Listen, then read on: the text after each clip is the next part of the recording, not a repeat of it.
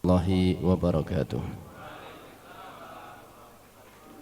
Alhamdulillahi wassalatu wassalamu ala rasulillah wa ala alihi wa sahbihi wa man tabi'ahum bi ihsan ila yaumil qiyamati wa ba'd.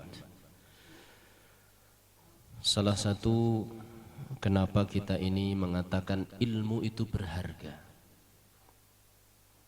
karena Allah sendiri yang mengatakan dalam surat An-Nisa ayat 113.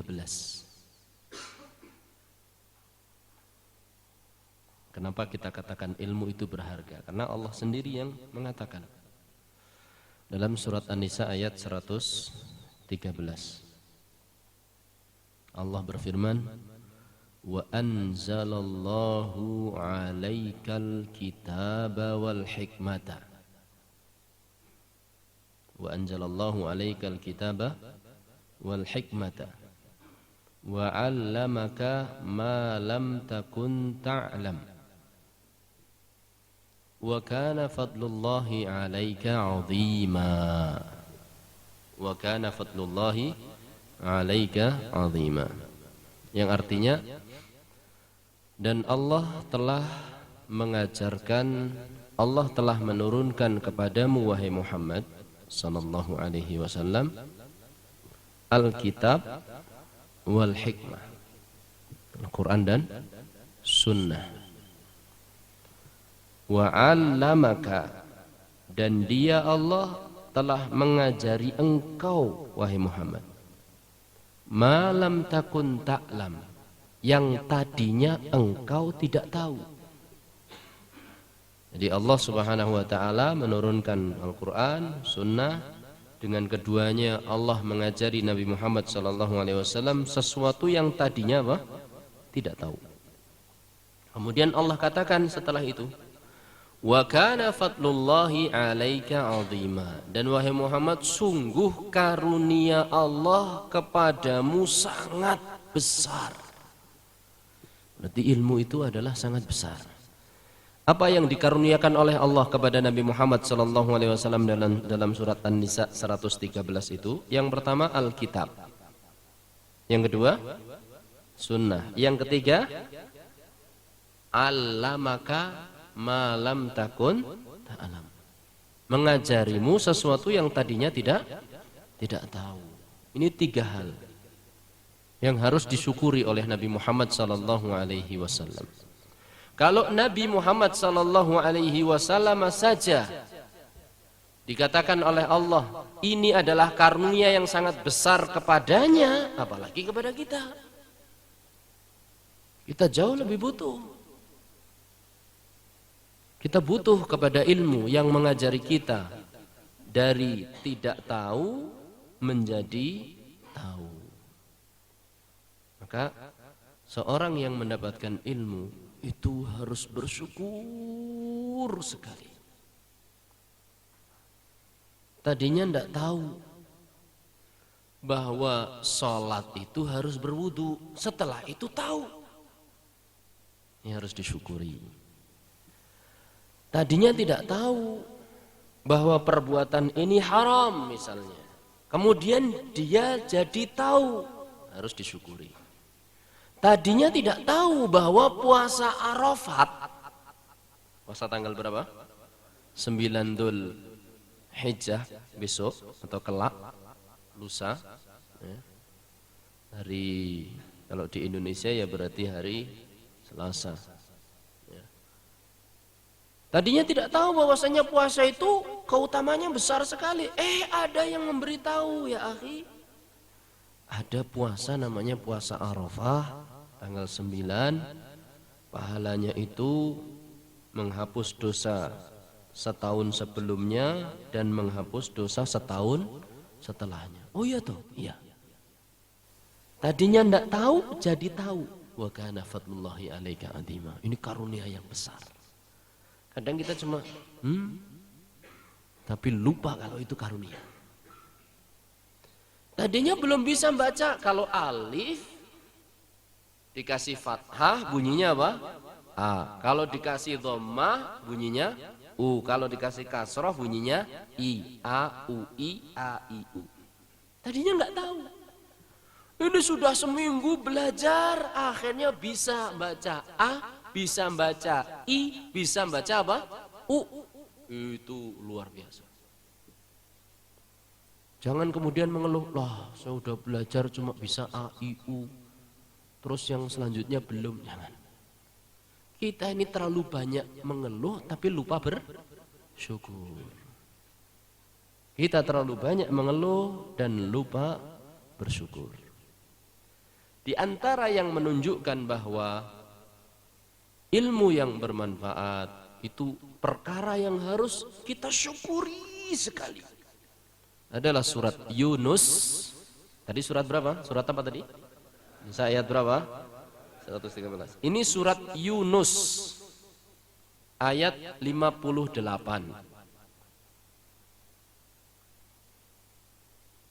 58 atau 57? Ada yang punya mushaf? Ada yang bawa Quran?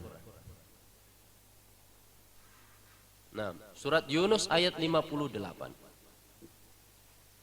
Dikatakan oleh Allah Subhanahu wa taala, "Qul bi fadlillahi wa bi rahmatihi fabidzalika falyafrahu huwa khairum mimma yajma'un."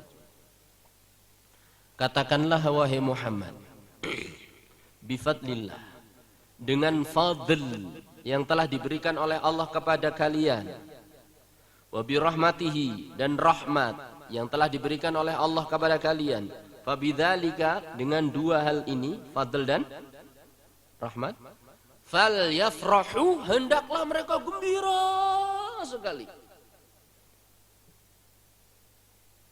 Huwa khairun, dua hal ini, fadl dan rahmat, khairun mimma yajma'un, jauh lebih baik daripada dunia yang mereka kumpulkan. Apa itu fadl, apa itu rahmat?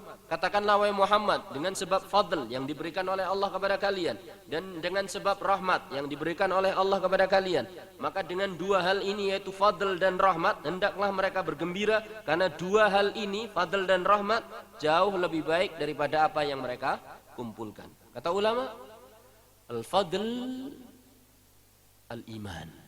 Fadl itu adalah apa? Iman. Fadl itu karunia. Artinya, fadl di sini artinya iman. Sedangkan rahmat adalah apa? Al-Quran. Jadi terjemahnya bagaimana secara makna? Dengan adanya iman yang kalian dapatkan, yang diberikan oleh Allah, dan dengan adanya Al-Quran yang kalian dapatkan, hendaklah kalian gembira. Karena dua hal ini, yaitu iman dan Quran, jauh lebih baik daripada apa yang mereka kumpulkan dari masalah dunia. Jadi seorang ternyata bisa membaca Al-Fatihah dengan lancar, itu udah fadl luar biasa. Seorang yakin bahwasanya Allah itu ada, Allah itu yang menciptakan seluruh manusia, Allah yang memberikan rizki, Allah yang menghidupkan, Allah yang mematikan, Allah memiliki nama-nama yang baik, sifat-sifat yang mulia, dan Allah yang berhak satu-satunya mendapatkan ibadah. Maka ini iman, harus disyukuri. Tadinya masih punya jimat. Jimate coro gepeng, mumpangate tolak bala. Kok coro kecoa dipenteng di buku-buku sampai gepeng kering jadi fosil, ya, terus dimasukkan kain kafan, kemudian dijahit, kemudian digemboli kemana-mana. Untuk apa? Tolak bala, supaya kalau dipukul mental corone. Ya, tadinya suka gantung apa itu tulisan, ya, atau tadinya suka pakai gelang yang ada isinya, ya, itu coro kepeng tadi itu.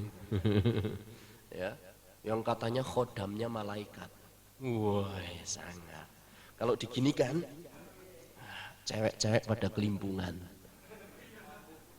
Alias apa? Pelet. Masya.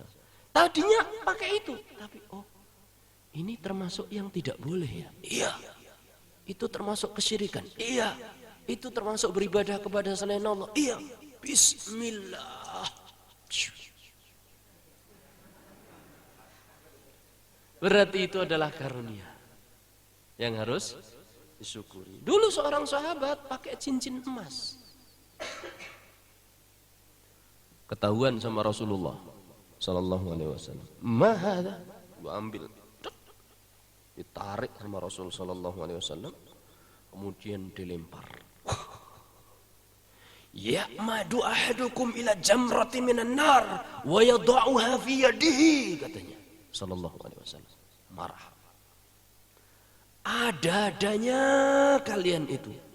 Kok bisa-bisanya ada di antara kalian sengaja ambil bara dari api neraka ditaruh di tangannya. Dah, tinggal pergi. Cincin emas dibuang sama Rasul sallallahu alaihi wasallam. Sahabat yang lain ambil. Kan bisa kamu manfaatkan untuk yang lain. Kata sahabat tadi, saya tidak akan mengambil sesuatu yang telah dibuang oleh Rasulullah sallallahu alaihi wasallam. Kalau kita gimana? Saya bisa tinggal pergi cukup maneh. Itulah makanya kita nggak jadi sahabat. Allahu Akbar. Jadi mereka merasakan kenikmatan luar biasa seperti itu. Bisa meninggalkan kesyirikan. Yang dulunya mungkin sebagian membunuh anak perempuannya. Sekarang sadar sesadar-sadarnya itu adalah kezaliman yang nyata. Yang dulu kesyirikan ditinggalkan. Yang dulunya jimat-jimatan ditinggalkan. Sudah. Itu fadl yang luar biasa. Dapat ilmu yang bermanfaat itu luar biasa. Maka kata ulama ini fadl itu adalah iman, sini yakin, keyakinan yang benar, dan Al-Quran. Dua hal ini ilmu dan amal soleh. Yani iman itu adalah puncak dari amal soleh, itu iman. Iman itu adalah puncak dari amal soleh. Sedangkan Al-Quran adalah puncak dari ilmu yang bermanfaat. Iman. Tadi dua hal itu kan iman dan Quran. Iman itu puncak dari apa? Amal soleh. Sedangkan Quran puncak dari ilmu yang bermanfaat. Dua hal ini jauh lebih baik daripada dunia yang kita kumpulkan. Hari Sabtu jam 4:30 ada telepon dari kolega bisnis bakso lembur. Pesanan 100 mangkok. Masya Allah. Padahal harganya berapa? 10.000 per mangkok. 100 mangkok 1 juta.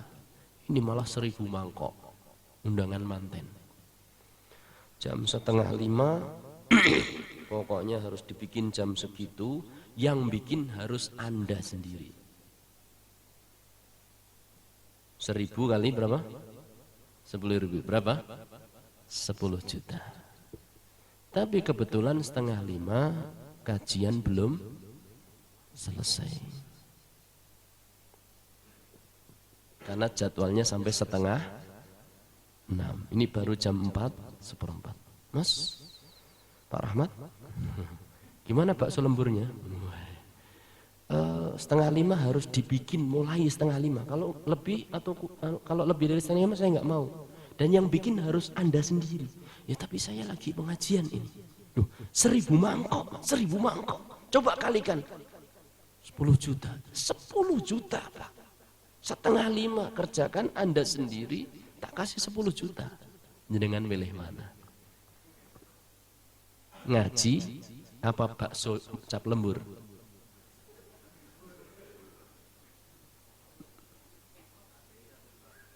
Nah, ngaji karo bakso, pinter nih, Masya Allah.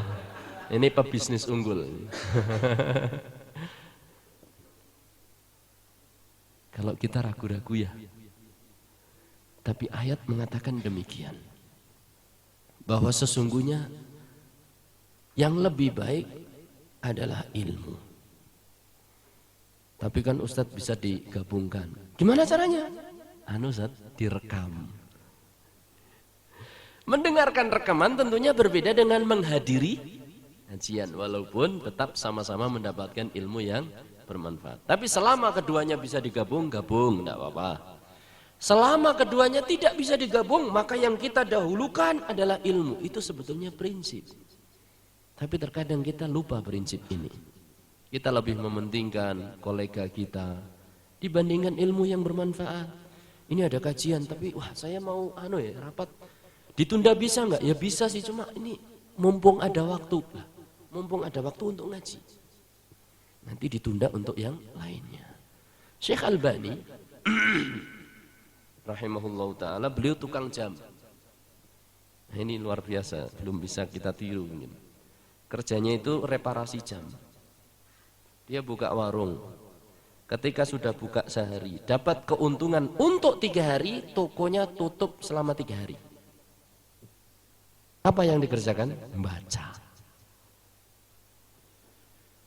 Kita tutulan bakso cap lembur, sehari keuntungan bisa untuk seminggu. Berarti seminggunya prei. Satu minggu, kok libur kenapa? Afan, untungnya kemarin sudah cukup untuk 1 pekan.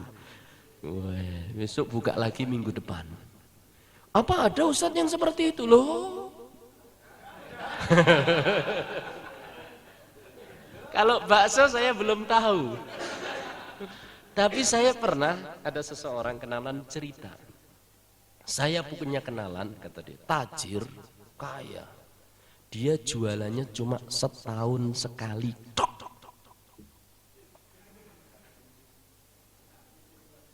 Dia sedia ini loh kalau mas menjelang lebaran. Baju-baju, sarung, peci, dah itu saja sudah. Dia omsetnya besar sekali memang, ya kan.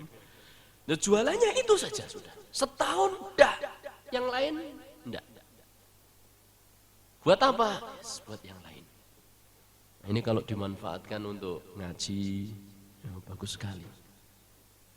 Orang-orang semacam itu. Sebenarnya memang ya itu tadi. Efektifnya kalau pakai seorang muslim itu ya kerja itu sing ongkang-ongkang, ngarep lawang, sarungan, nganggo kaos, otang, ya. Apa itu Ustaz? Ya mungkin ada sebagian tanam saham, makanya ada yang kepingin seperti itu. Di masa tuanya mungkin kita perlu seperti itu. Enggak mungkin kita sampai tua mungkin di karyawan terus. Pikirkan nanti mungkin ada suatu bisnis yang bisa menolong kita dalam thalabi al-ilmi untuk mendapatkan kebaikan yang jauh lebih banyak daripada dunia yang kita kumpulkan. Suatu saat Umar bin Khattab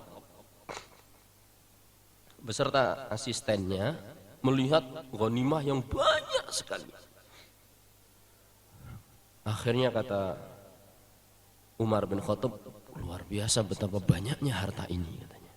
Kata asistennya, ya Amirul Mukminin, hadza fadlullah. Ini adalah karunia Allah. Kata asistennya. Kata Umar bin Khattab, la. Ini bukan karunia Allah. Karunia Allah yang sesungguhnya itu adalah Al-Quran. Sementara harta ini adalah mimma yajma'un. Sesuatu yang dikumpulkan. Oleh sebab itu maka kita harus bersyukur kembali kita mampu untuk duduk, ya, belajar meskipun mungkin suatu yang pernah kita pelajari. Kalau belum kita pelajari, walhamdulillah. Ini sudah dirotasi belum? Sudah, alhamdulillah. Baik. Kita akan mulai kitab ini insyaallah taala. Pertanyaannya, kenapa kok kita lagi-lagi belajar rukun iman, lagi-lagi belajar rukun iman? Kita kenal yang namanya tidak naik kelas. Kalau dalam urusan dunia, tidak naik kelas itu Sesuatu yang terpuji atau sesuatu yang tidak terpuji? Sesuatu yang tidak terpuji. Ada anak nggak naik kelas terus, kelas 1 terus, SD terus. Kita katakan ini anak nggak semangat belajar, nggak bisa, ya. Bahkan kita mungkin katakan anak itu adalah semi apa? Idiot dan yang lain-lain. Wow, kita mungkin komentarnya macam-macam. Kalau ada anak kecil seperti itu, tetangga seperti itu, ya. Kuliah ra lulus juga demikian. Kuliah kok ra lulus, itu komentarnya. Ya. Tapi terkadang kita ini tidak risih ketika ilmu kita juga nggak naik kelas.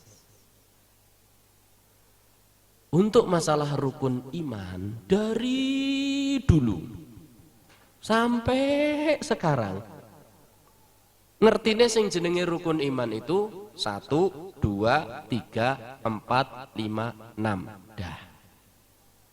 Yang namanya rukun Islam 1, 2, 3, 4, 5. Dah. Itu perasaan sudah mantep. Nggak pernah di-grade. Apa? Upgrade, nggak pernah ditingkatkan. Kalau kita cuma dari dulu cuma hanya bisa rukun iman, 1, iman kepada Allah, 2, iman kepada malaikat Allah, 3, iman kepada kitab Allah, 4, iman kepada para rasul, 5, iman kepada yaumil akhir, 6, iman kepada qadar yang baik dan yang buruk. Dah. Tapi ditanya, bagaimana cara beriman kepada qadar yang benar? Nggak tahu. Kemudian ditanya, lah iman dengan malaikat yang benar caranya gimana? Nggak tahu juga. Pokoknya ya malaikat, ya malaikat. Iman kepada Allah yang benar, pokoknya Allah itu ada. Yakin bahwasanya Allah ada.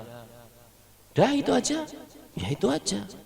Lah iman kepada Rasul, ya ada 25 Rasul, 25 Nabi Rasul, 25 Nabi dan Rasul.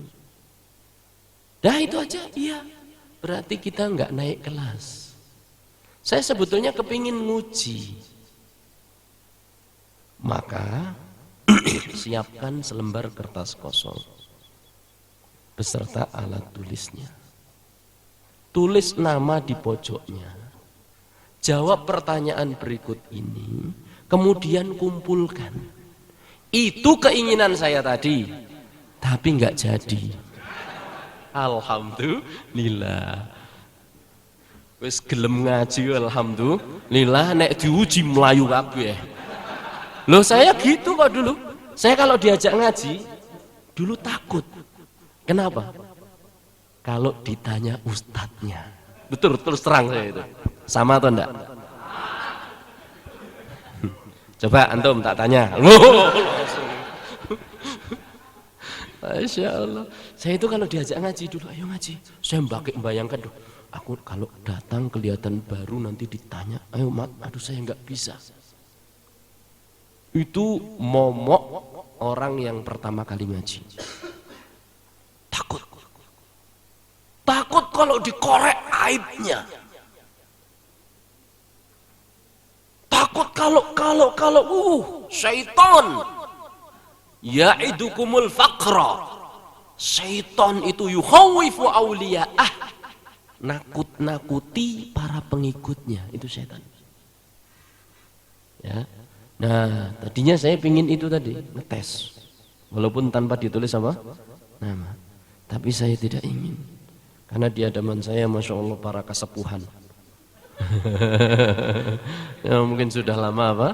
Ngaji insya Allah ini hanya sekedar pengulangan. Itu tadi fenomena Pak. Di luar. SD kita belajar rukun iman. SMP mungkin belajar rukun Islam. Dah jumlahnya dah diterangkan. Sekarang kita lupa lagi. Kita juga dulu pernah ngaji awal-awal mungkin rukun iman demikian, sekarang lupa. Berarti grade kita dalam rukun iman belum naik. hati-hati. Maka ini alasan kita belajar dari awal lagi. Lu ulama dulu itu belajar nahwu, khatam mulai dari awal lagi. Nahwu loh. Nahwu itu ya grammarnya bahasa Arab.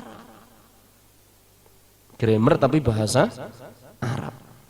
Sudah khatam belajar lagi dari awal. Khatam belajar lagi. Begitu mereka. Mujahid khatam Al-Quran, ulangi dari depan, sodorkan. Setiap ayat berhenti bertanya kepada Ibnu Abbas. Khatam lagi, sodorkan lagi. Bacakan satu ayat berhenti, wahai Ibnu Abbas, ini artinya apa? Kemudian baca satu ayat lagi, ini artinya apa ya Ibnu Abbas? Qara'tu Al-Quran 3 marrat ala Ibnu Abbas, fawaqaftu 'inda kulli ayah. Saya berhenti dan bertanya kepada Ibnu Abbas setiap selesai satu ayat. Itu selama 3 kali. Coba waktunya berapa itu? Alhamdulillahi Rabbil Alamin. Maknanya apa? Ar-Rahmanir Rahim. Ustaz, maknanya apa? Itu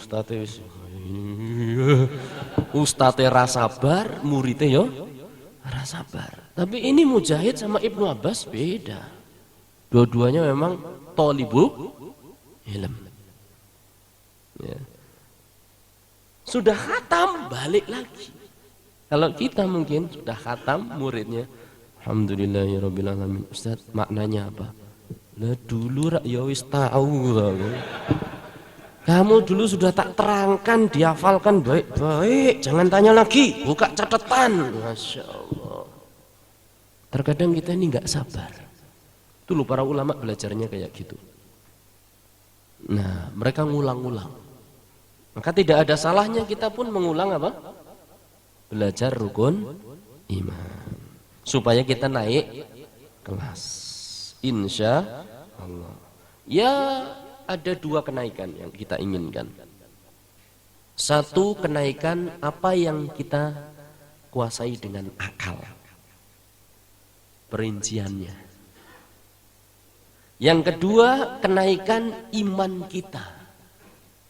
Dengan kita mengulangi lagi satu ayat, maka keimanan kita akan bertambah insya Allah. Dengan kita lagi mencermati satu hadis, tambah lagi keimanan kita semakin bertambah. Jadi ada 2 kenaikan yang kita inginkan. Satu, kenaikan apa tadi? Sisi akalnya. Dan yang lebih penting dari itu adalah kenaikan dari sisi apa? Imannya. Itu yang kita harapkan dan kita mohon kepada Allah Subhanahu wa ta'ala. Itu kata pengantar di halaman 1 dan 2. Ya. 1, 2, dan 3. Kemudian kita masuk ke halaman yang selanjutnya, yaitu pondasi Islam. Bangunan bermacam-macam. Ada bangunan yang kuat, ada bangunan yang lemah.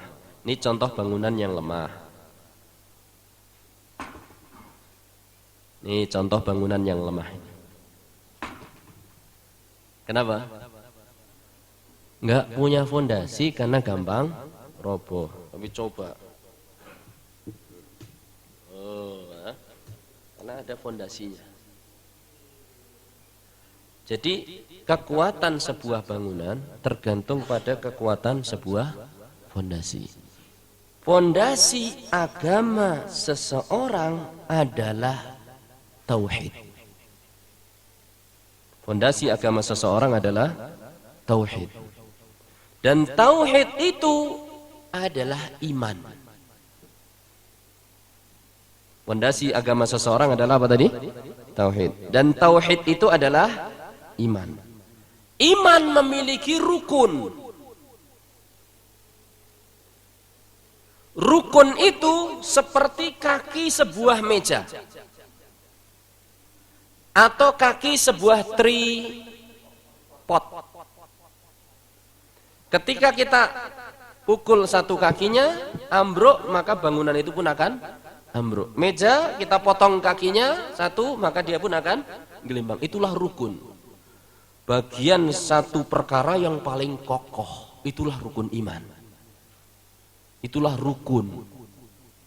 Rukun itu artinya bagian sebuah perkara yang paling kokoh, pondasinya. Kita ingin membangun agama kita tinggi, tapi nggak ada pondasinya, melempem, gonjang-ganjing. Baik itu oleh syubhat ataupun oleh syahwat. Karena cobaan hidup ini ada dua, syubhat dan syahwat. Siksaan dalam kesulitan-kesulitan dalam menempuh agama ini pun akan dipengaruhi kuat tidaknya fondasi.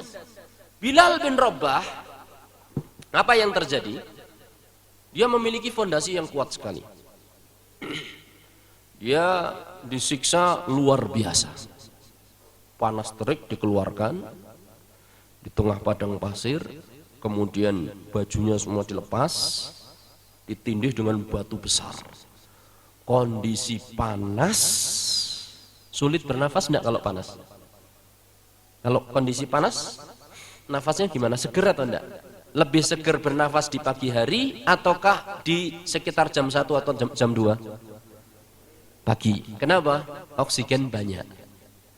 Tapi kalau sudah kena panas, oksigennya apa? Berkurang. Itu kondisi panas terik. Nafas sudah sulit. Ditindih batu besar. Tiap hari kayak gitu. Kamu mau nggak ninggalkan agamanya Muhammad?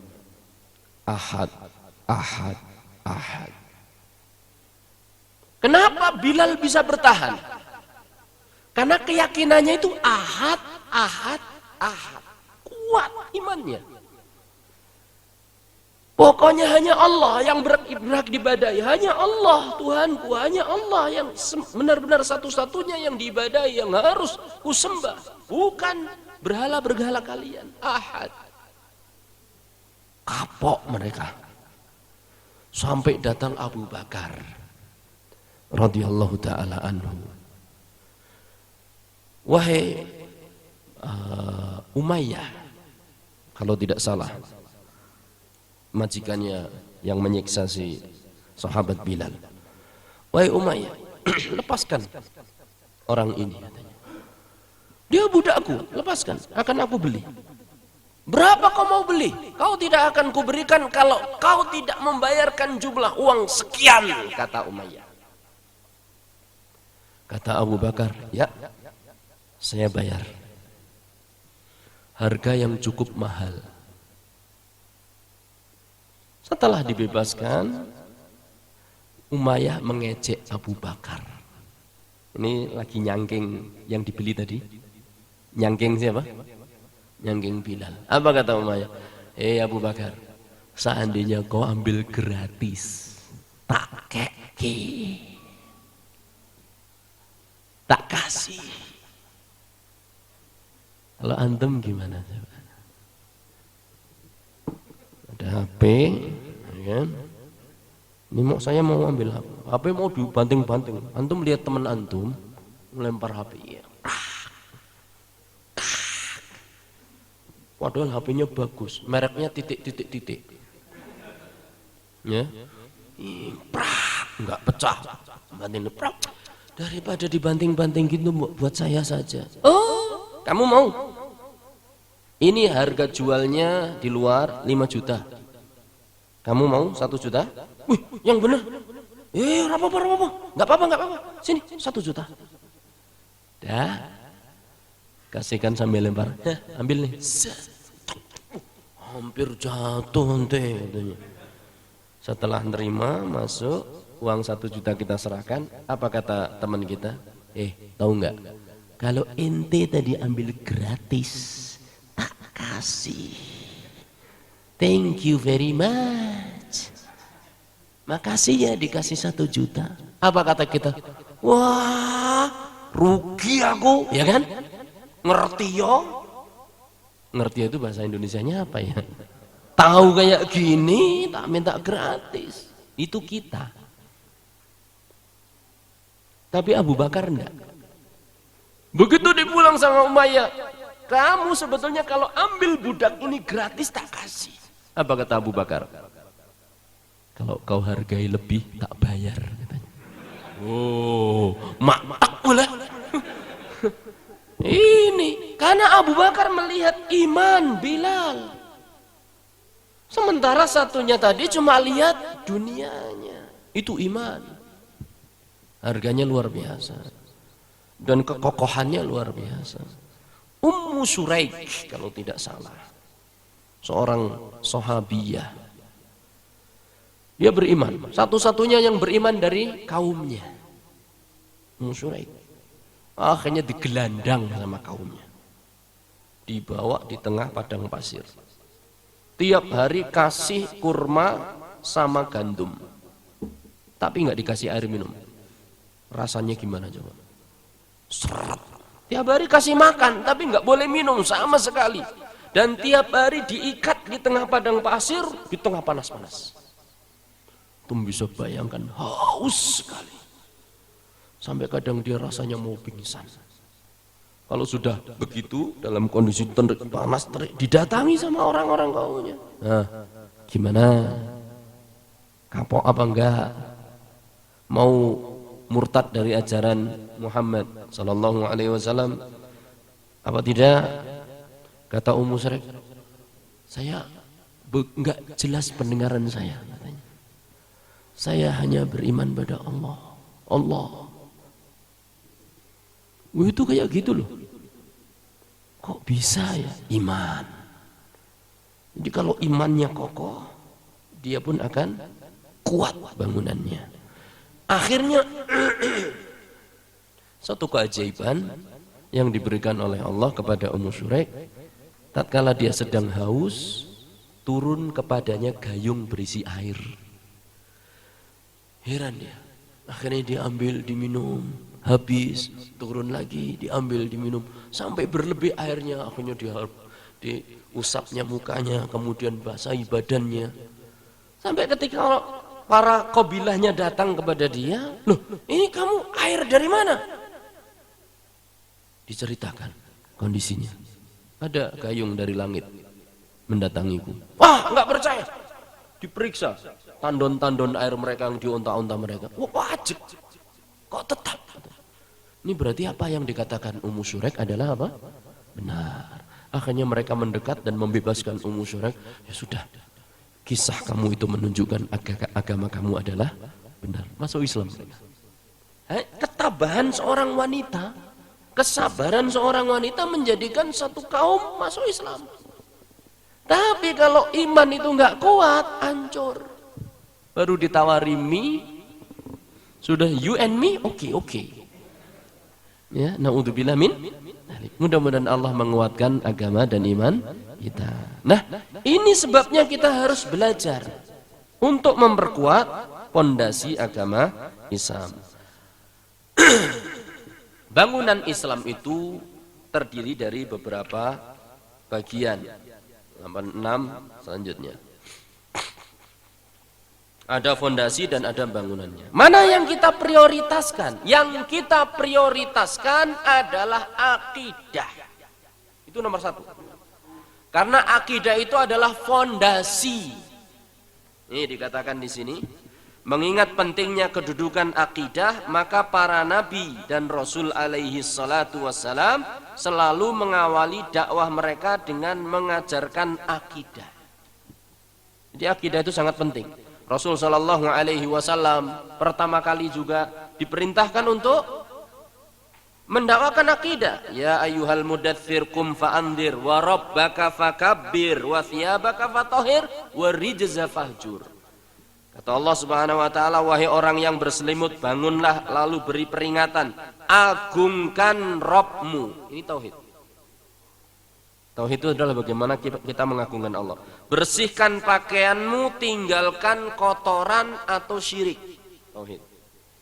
Ini adalah termasuk ayat yang pertama yang turun kepada Nabi Muhammad sallallahu alaihi wasallam. Ini menunjukkan bahwasanya tauhid pertama. Bahkan di dalam sejarah membuktikan bahwasanya Rasulullah sallallahu alaihi wasallam mengajarkan tauhid kepada sahabatnya selama 13 tahun di Madinah, di Makkah. dan belum ada syariat yang banyak di Makkah. Ini menunjukkan pentingnya at-tauhid. Ustadz, apakah di antara yang menunjukkan bagaimana pentingnya tauhid, lihat halaman 9. Halaman 9. Rasul sallallahu alaihi wasallam dikatakan di sini oleh Jundub bin Abdillah radhiyallahu taala anhu, sami'tu Nabiyya sallallahu alaihi wasallam qabla an yamut, tulisannya gandeng-gandeng, dembleng. Qabla an yamuta bi khamsin, 5 hari sebelum meninggalnya Nabi Muhammad sallallahu alaihi wasallam, beliau berkata, ala man kana qablakum kanu yattakhiduna qubura anbiya'ihim wa salihihim masajida. Ketahuilah bahwasanya orang-orang sebelum kalian, ini Yahudi dan Nasrani, menjadikan kuburan para nabi dan orang soleh sebagai masjid. Jadi kuburannya dibangun, ya dibangun.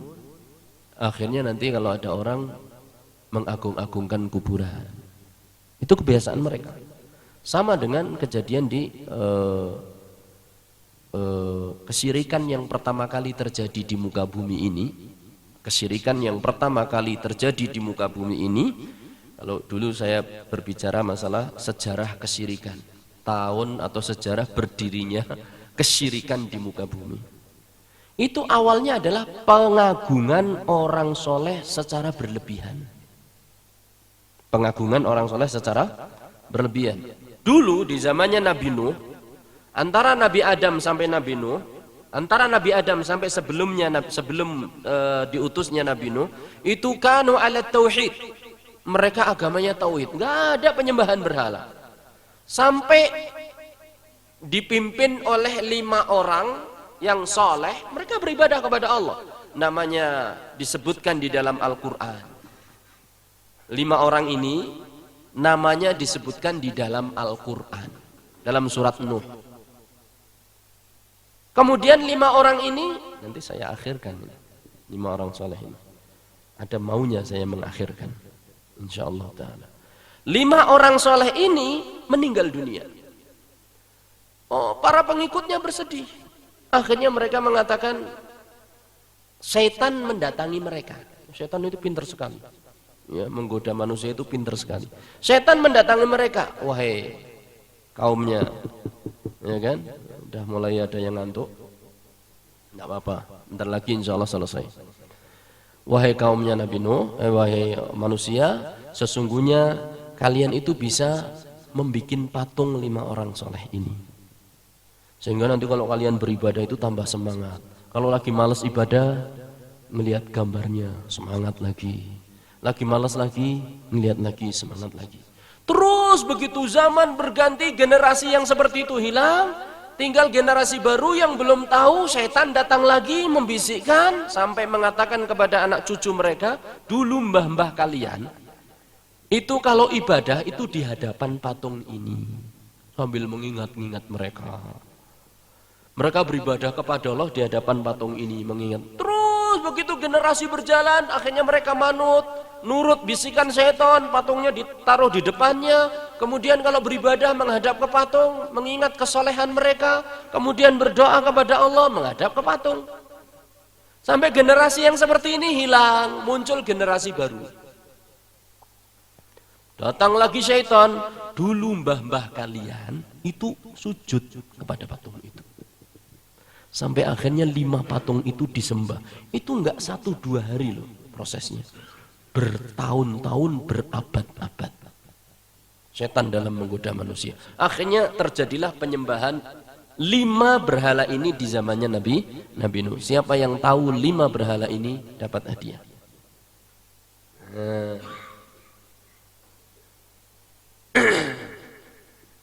5 berhala ini adalah 5 nama orang soleh. Disebutkan dalam surat Nuh. Mau buka HP, HP-nya diserahkan. Mau buka Quran, orang gowo Quran. 5 orang soleh. Hadiahnya apa? Buku kaos apa buku saja? Apa tisu?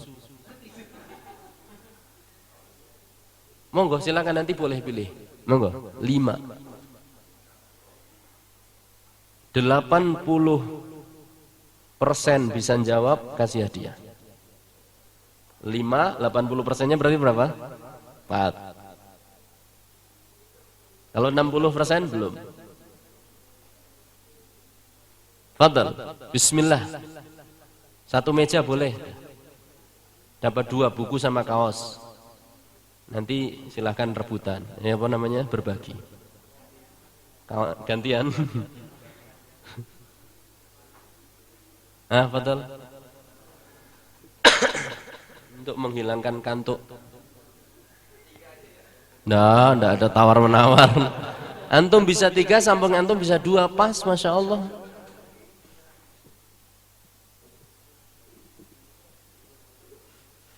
Atau antum dengan belakang antum, atau siapa yang bisa gabungkan, coba rembukan. Ya Allah, bismillah. 4 orang. Antum? Pak Tri. Fadal. Itu membaca di mana itu? Oh, ditulis. Iya, fadal. Aywa, lata, ula, uza, wusta. Masya Allah, itulah jawaban beliau.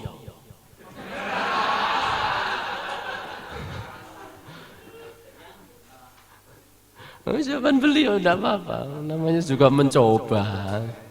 Ikhtiar kan begitu. Tidak apa-apa. Itu nama-nama berhala. Lata, Uzza, Manat. Wustanya tidak ada. Kalau wusta itu jumrah wusta. Nah, itu berhala di Arab. Kalau ini di zamannya Nabi Nuh yang ingin saya tanyakan. Oh, sama toh jawabannya toh? No, 3 tok ya sama. Nah, yang lain. Bismillah. Enggak apa-apa. Dah 3, saya korting. 3 dulu. Monggo, silakan belakang. Su'ab wa ya'uq wa nasra, terus kan 5 saya bilang. Taib, sahih. Ya, barakallahu fiik. La tadharunna waddan wala suwa'an wala ya'uq wala nasr wala la tadharunna waddan wala suwa'a wa ya'uqa wa nasra. 5, satu lagi. La tadharunna waddan wala suwa'an wa ya'uqa wa nasra. Loh? Wala yaghutsa wa nasra. Ahsanta. La tadharunna waddan wala suwa'an wala yaghutsa wa ya'uqa wa nasra. Ya, 5 orang. Namanya itu Wad, Suwa', Yaghuth, Ya'uq, Nasr. Jangan sampai antum kasih nama anak antum. Ya. Asalnya nama orang-orang soleh, tapi terus digunakan menjadi nama apa? Berhala. Nah ini disembah. Asalnya tidak sembah, itu syaitan. Makanya Rasul Shallallahu Alaihi Wasallam mewanti-wanti 5 hari loh menjelang wafatnya. 5 hari, bayangkan. Berarti dalam kondisi sakit keras. Boleh mengatakan hati-hati kalian jangan sampai menjadikan kuburan orang soleh untuk jadi masjid. Jangan sampai kalian jadikan kuburan itu id, tempat yang berulang kali dikunjungi terus. Beliau khawatir kalau kuburan beliau akan dijadikan masjid. Maka wanti-wanti terus kepada umatnya. Ustaz, nyatanya kuburan beliau di dalam masjid. Tidak. Kuburan beliau tidak di dalam masjid. Tapi di dalam kamarnya siapa? Aisyah radhiyallahu taala anha. Nanti beliau dapat hadiah. Ya. Nasihat Rasul sallallahu alaihi wasallam menunjukkan bahwasanya tauhid sampai orang meninggal itu biasanya yang diwasiatkan adalah yang paling apa? Yang paling penting di dalam hatinya. Tauhid. Seperti nasihatnya Ibrahim, seperti nasihatnya Yakub kepada putranya, itu juga demikian. Ma ta'buduna min ba'di, apa yang kalian sembah setelah sepeninggalku? Nah, orang-orang sekarang mau meninggal macam-macam wasiatnya. Ya. Kowe engko nduk mangan ngopo le nek aku mati? Kamu itu mau makan apa kalau saya mati? Itu sawah yang di sana ya, kendang dibagi-bagi. Subhanallah. Pikirannya dunia. Rasulullah SAW mewanti-wanti tauhid, tauhid karena ini fondasi. Ya, karena ini adalah apa? Fondasi. Nah, Ustadz, sudah selesai halaman 10. Apakah kalau kita mementingkan tauhid berarti kita tidak memperhatikan yang lain, ibadah dan akhlak? Karena agama ini paling tidak ada akidah, ibadah dan akhlak. Kita katakan orang itu kalau tauhidnya benar, akidah dan akhlaknya pasti benar. Makanya Rasul sallallahu alaihi wasallam bersabda dalam hadis ini, ya, halaman 13. Di halaman 13 beliau mengatakan akmalul mu'minina imanan ahsanuhum khuluqa.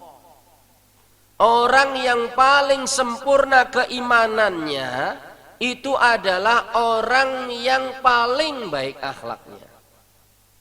Orang yang imannya sempurna maka akhlaknya pun akan sempurna. Ini hubungannya erat sekali, erat sekali.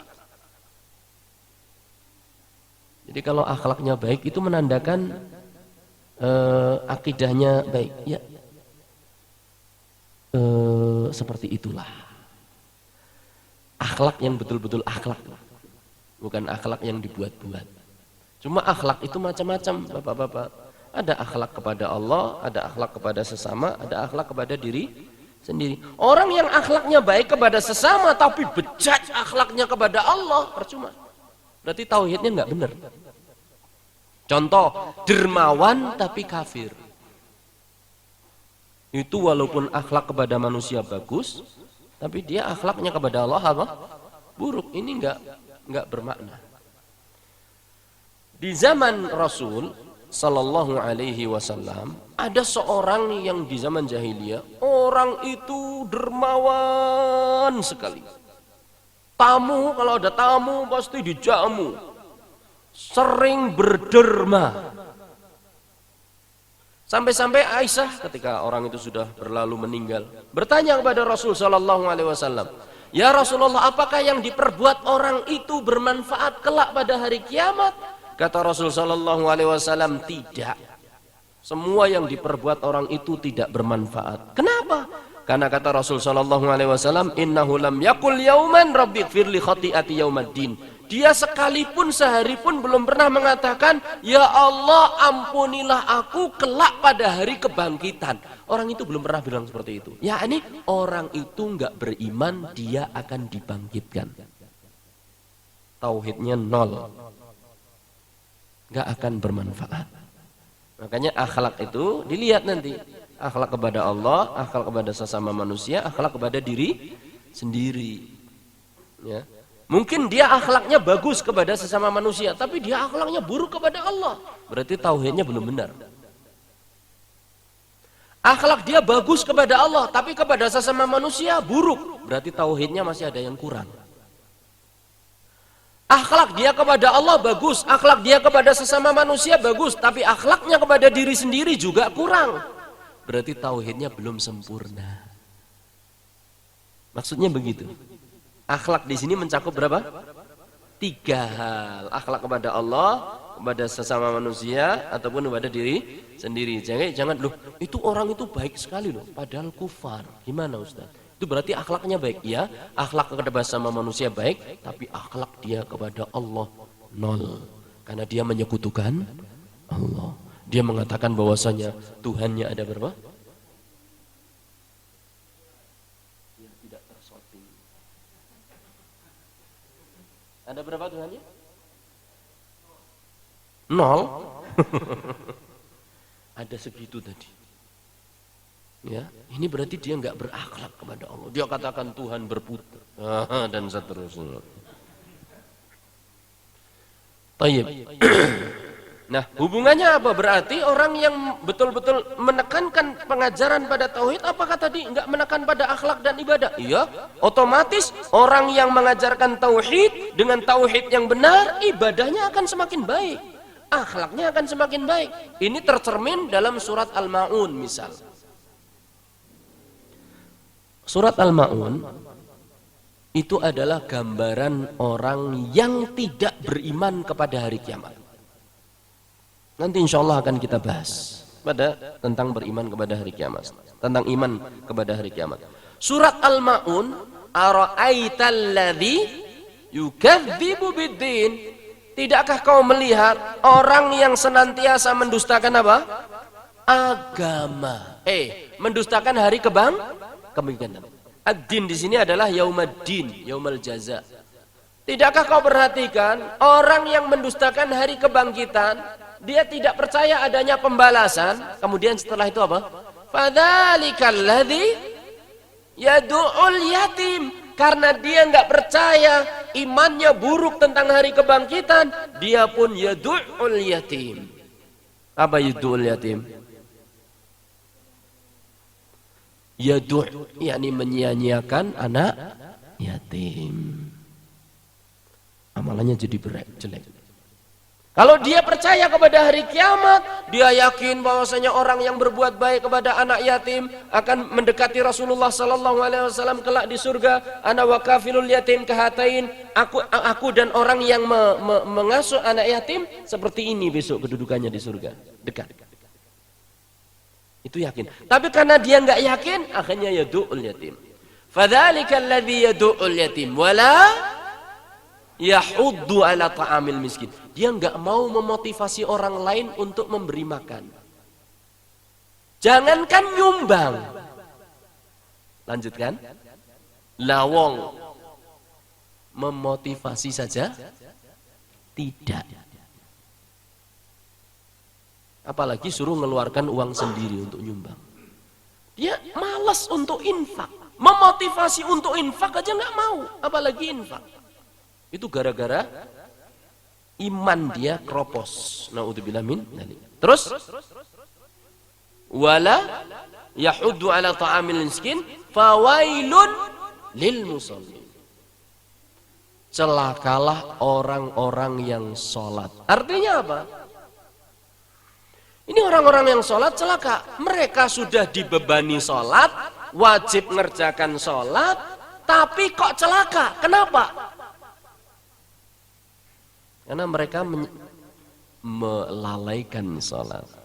Fawailul lil musallin alladzina hum an sholatihim sahun. Yaitu orang yang lalai dalam sholatnya. Artinya fawailul lil musallin itu bukan orang yang sholat celaka, tapi orang yang dibebani sholat tapi dia celaka. Kenapa? Karena dia sahun. Bentuk sahun di dalam sholat ada 5. Nah ini yang penting ini kelihatannya. Bentuk sahun di dalam sholat itu ada 5. Yang pertama, tidak sholat sama sekali. Itu berarti sudah lalai dari sholatnya. Dia wajib sholat. KTP-nya apa? Islam. Tapi suruh sholat, tidak mau. Yang kedua, ya sholat tapi bolong-bolong. Lebih banyak bolongnya daripada sholatnya. Sholatnya bolong-bolong. Kadang sholat, kadang tidak. Kadang sehari cuma 3 kali. Ini termasuk sahun. Kenapa kok bisa begitu? Kropos imannya. Ini.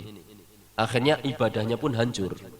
Sebagaimana orang yang kropos imannya, akhlaknya hancur, demikian juga orang yang kropos imannya, ibadahnya hancur. Ini yang kedua apa? Orang yang bolong-bolong sholatnya. Yang ketiga adalah orang yang sholat tapi menunda-nunda waktunya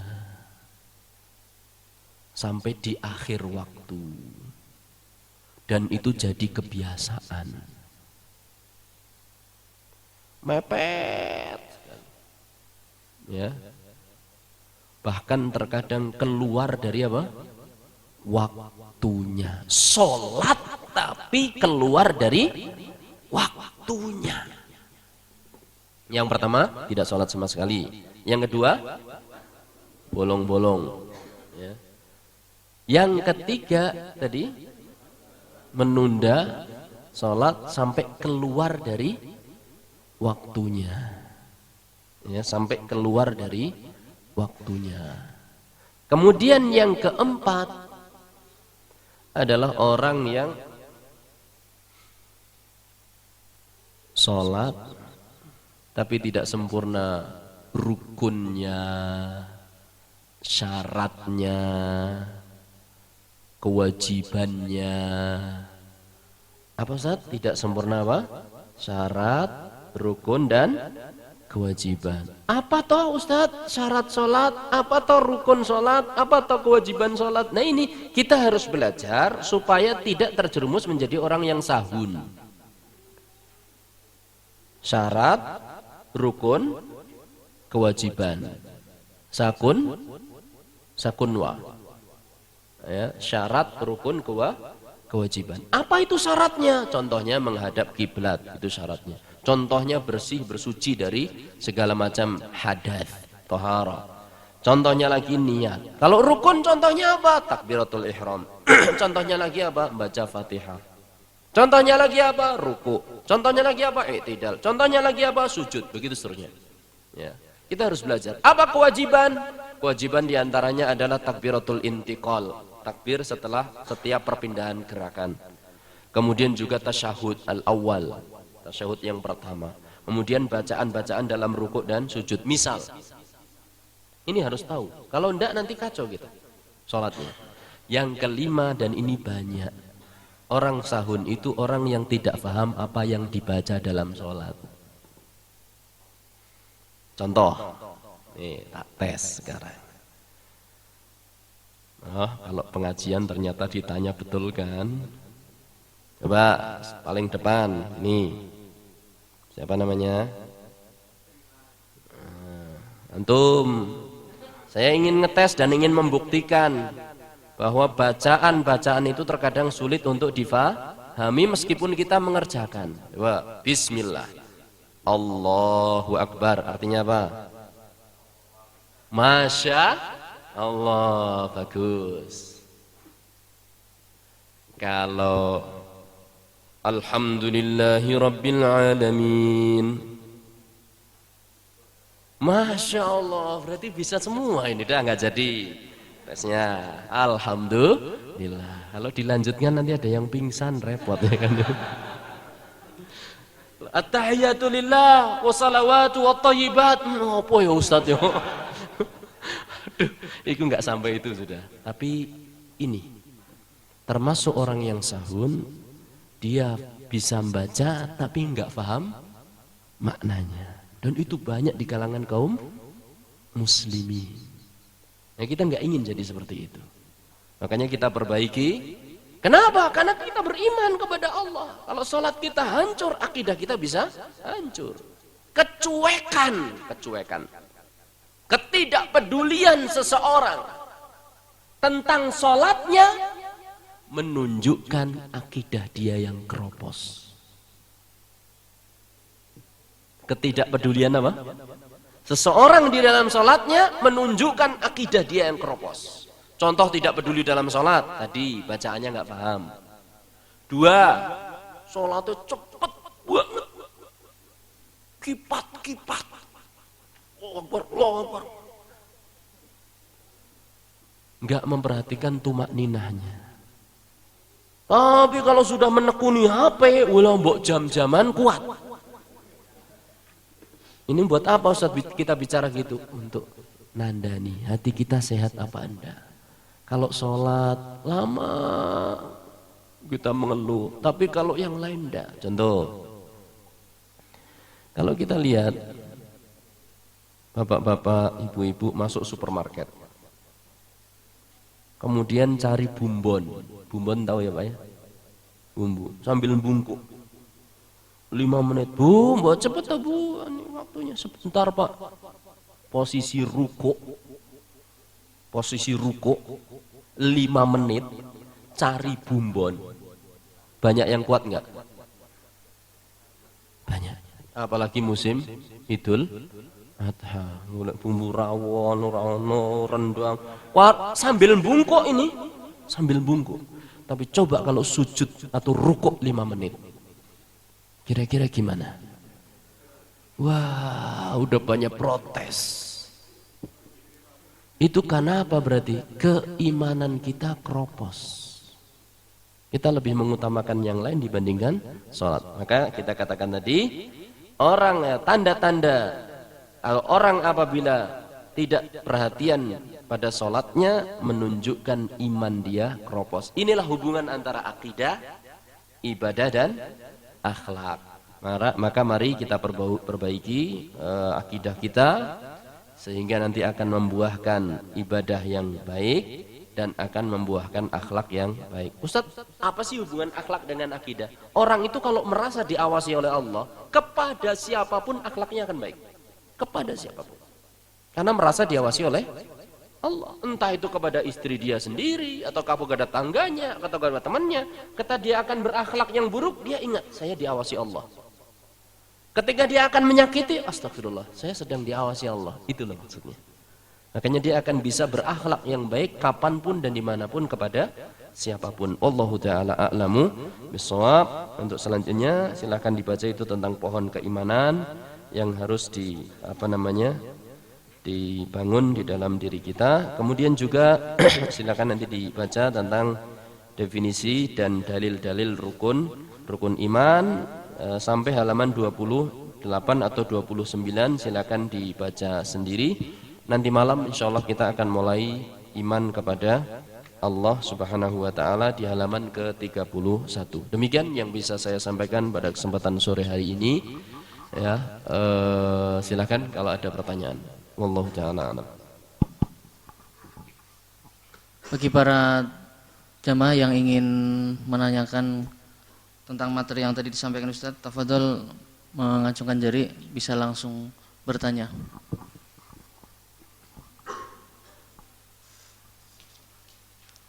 Kalau tidak ada saya yang tanya. Tidak apa-apa. Saya malah. Fadhil. Waalaikumsalam warahmatullahi wabarakatuh.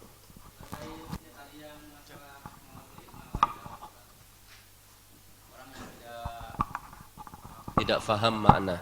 Orang yang tidak paham akan makna bacaan sholat ya. Selama sholat berlangsung itu hukumnya gimana Pak Ustadz yang sudah? Mudah-mudahan Allah mengampuni. Dan tentunya Allah akan menulis pahala sesuai dengan pemahaman dia di dalam sholat. Sholat itu doa. Sholat itu adalah apa? Doa. Dan Allah akan mengabulkan dan memberi balasan pada doa apabila orang itu faham apa yang dia minta. Dia baca subhana rabbiyal a'la selama ini, apa artinya? Itu pujian kepada Allah, Maha Suci Allah yang Maha Tinggi. Oleh sebab itu dia meletakkan kepalanya paling bawah. Kalau dia sedang memuji Zat yang Maha Tinggi. Demikian seterusnya. Jadi bagaimana hukum sholatnya? Sholatnya sah, cuma ada kekurangannya. Sholatnya sah, tapi tidak akan ada kekurangannya. Kecuali yang tidak sah itu adalah apabila syarat sholatnya tidak terpenuhi, rukun tidak terpenuhi, kemudian apa tadi? Kewajiban tidak terpenuhi. Itu berarti sholatnya tidak sah. Demikian juga sholat yang di luar waktu. Sholat yang di luar waktu. Ya. Ini kalau kita beri permisalan, itu adalah 5 orang pegawai yang tidak konsisten dengan pekerjaannya.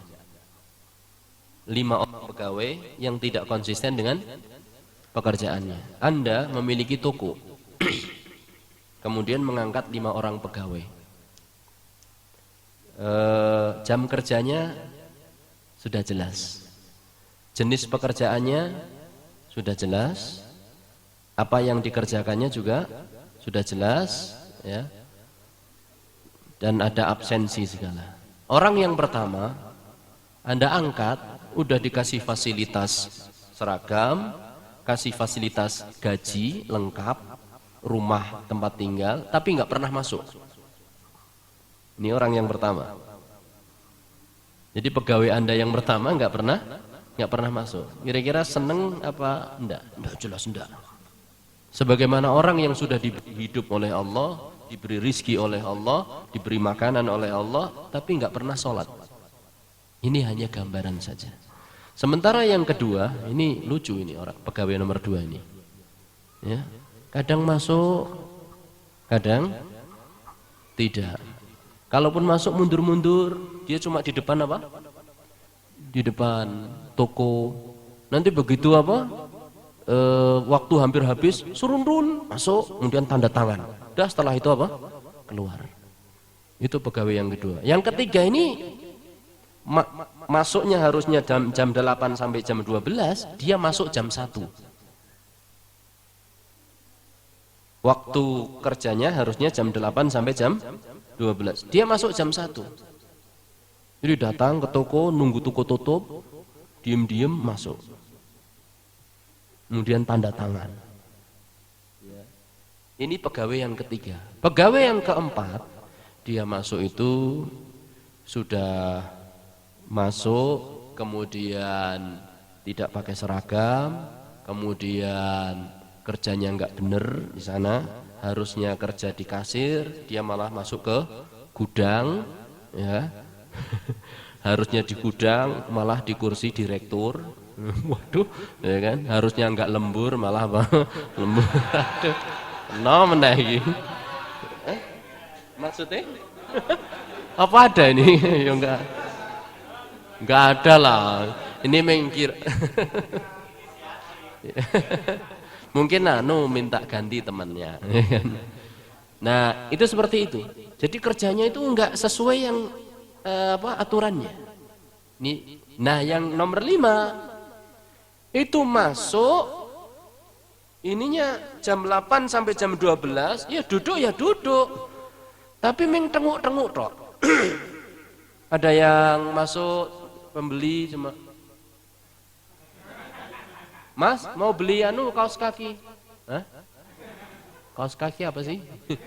Kaos kaki nggak tahu. Ya kan? Masuk lagi, Mas, mau beli jilbab. Jilbab?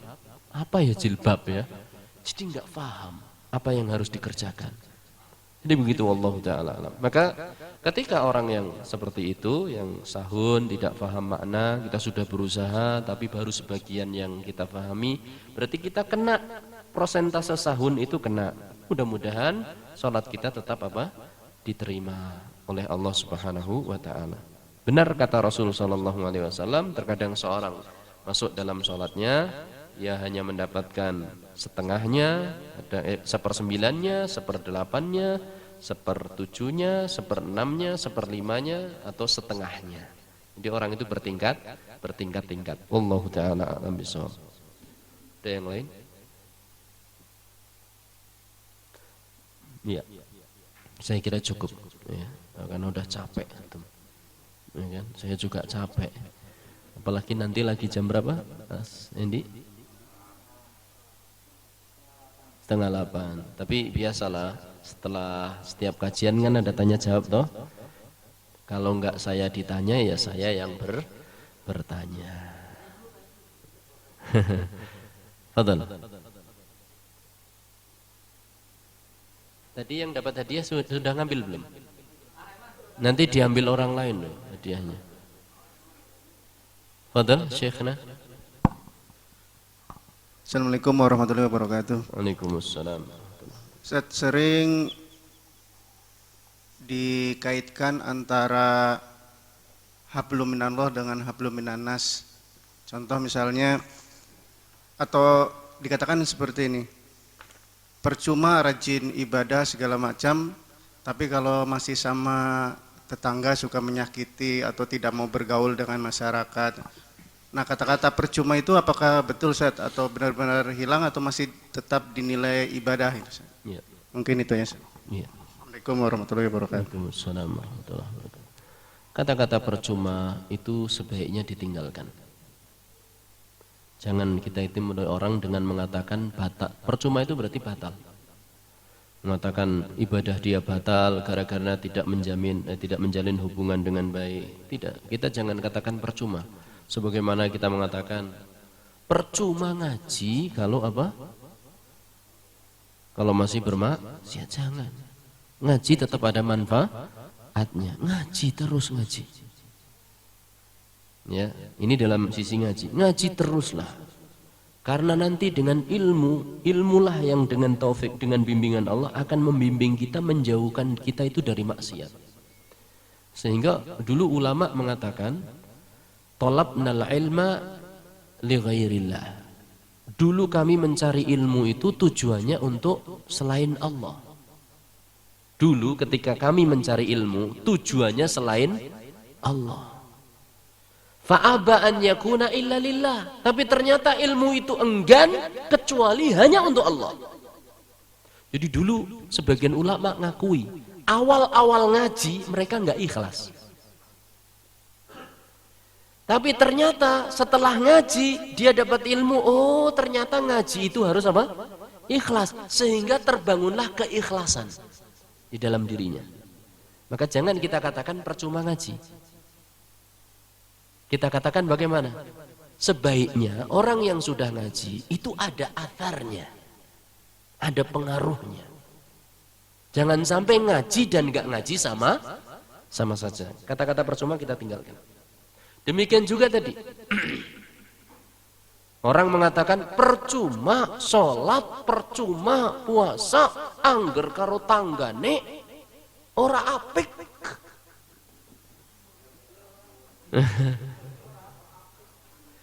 Percuma puasa, percuma sholat kalau sama tetangga tidak baik. Kata-kata percuma kita tinggalkan. Kita balik. Orang yang sholat, orang yang puasa, seandainya dia masih berbuat buruk kepada tetangganya, dia diancam dengan ancaman yang berat. Itu sudah cukup. Dan tidak menafikan sholatnya, toh? Tidak menghapuskan sholatnya. Apa ancamannya? Ancamannya adalah Rasul sallallahu alaihi wasallam bersabda, "Wallahi la yu'min, wallahi la yu'min, wallahi la yu'min."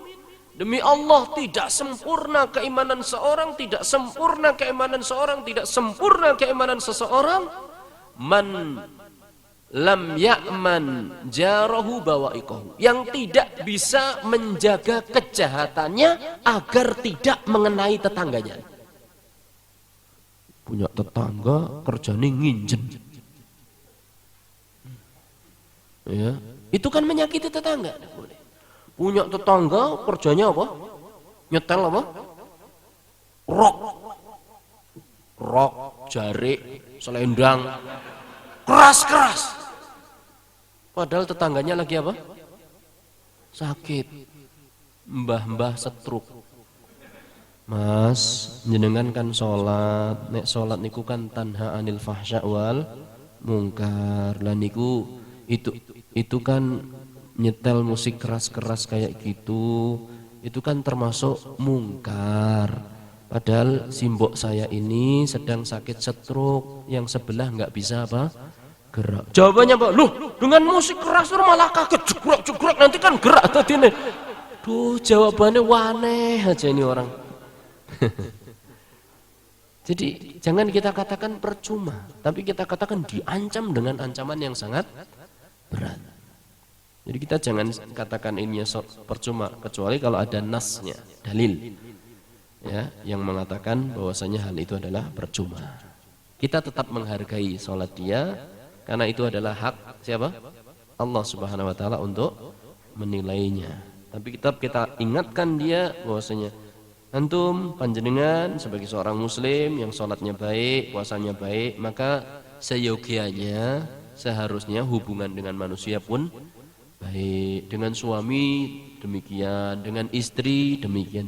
Wallahu taala alam bis-shawab. Saya kira cukup. Tinggal pertanyaan saya. Siapa yang bisa menjawab? Tunjuk jari.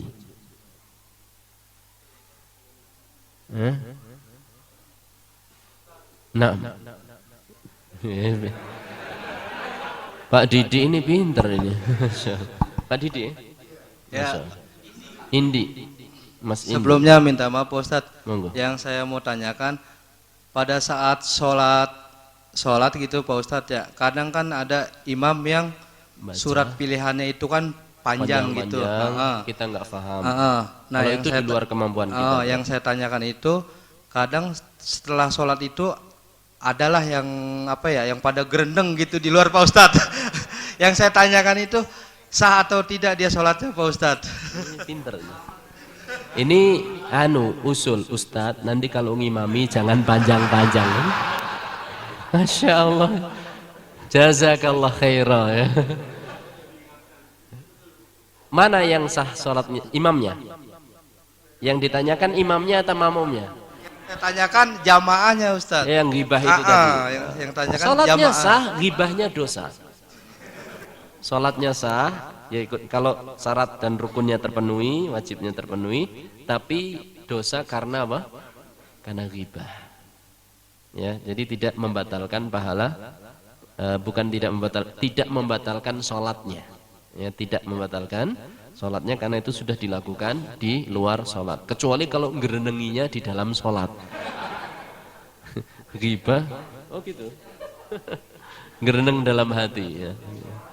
Jadi begitu. Dan saya anjurkan, saya sarankan kepada yang jadi imam, kalau mau jadi imam itu ngelihat-lihat jamaahnya.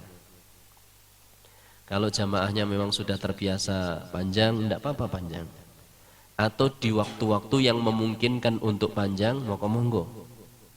Tapi kalau di waktu yang tergesa-gesa, apalagi sholat sirriyah, sholat yang tidak dibaca, duhur misalnya lagi on di pabrik, istirahat no, sholat duhur, baca surat Al-Baqarah. Atau mungkin beberapa lembar. Itu kan ini keburu waktu istirahatnya apa? Habis ini. Maka harus bijak menjadi imam itu. Kata Rasul sallallahu alaihi wasallam, "Iqtadu bi ad'afikum." Atau kama qala sallallahu alaihi wasallam. Cari, perhatikan orang yang paling lemah dari kalian. Kalau di situ ada orang tua, tidak biasa bacaan panjang, berarti kita baca pendek saja. Demikian. Loh Ustaz, saya kan pingin murojaah hafalan saya. Ya murojaah jangan di sholat yang jadi imam, sholat malam.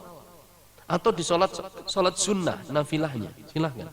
Tapi kalau di sholat yang sedang berjamaah, jangan terlalu panjang. Panjang pendek itu relatif. Ya. Di desa, kita ini baca dengan wasyamsi wa duhaha saja, udah terkesan panjang. Oh, kalau nggak percaya buktikan jenengan pulang liburan, jadi imam dengan wasyamsi wa duhaha. Besok digerenengi. Wong saya pernah ngimami sholat tarawih dengan surat itu. Besok gerenengan itu sampai ke Mas Santo, kalau manggil kan Mas Santo sana. Mas Santo, kemarin ibu-ibu bilang, Mas Santo itu kalau ngimami itu panjang banget. Itu loh yang suratnya ha itu apa? Padahal wasyamsi wa duha bagi kita pendek atau panjang? Sedang lah ya kan? Tidak terlalu pendek dan tidak terlalu panjang. Tapi bagi ibu-ibu kampung, wah, sudah itu panjang sekali. Maka harus hati-hati. Wallahu ta'ala a'lam bishawab. Karena waktu sudah habis, karena Pak Indi sudah bertanya.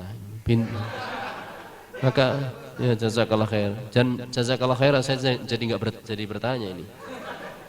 Hadiahnya bagi yang bertanya saja. Baik, Masya Allah. Barakallahu fikum jami'an. Saya mohon pamit dulu sebentar. Nanti kita jam 7:30 ya, Insya Allah. Kita siapkan tenaga baru, semangat baru dengan menu yang baru. Insya Allah. Ya kan? Baik, wallahu ta'ala a'lam bishawab. Sallallahu ala nabiyyina Muhammad walhamdulillah rabbil alamin. Subhanakallahumma bihamdika asyhadu an la ilaha illa anta astaghfiruka wa atubu ilaik. Assalamualaikum warahmatullahi wabarakatuh.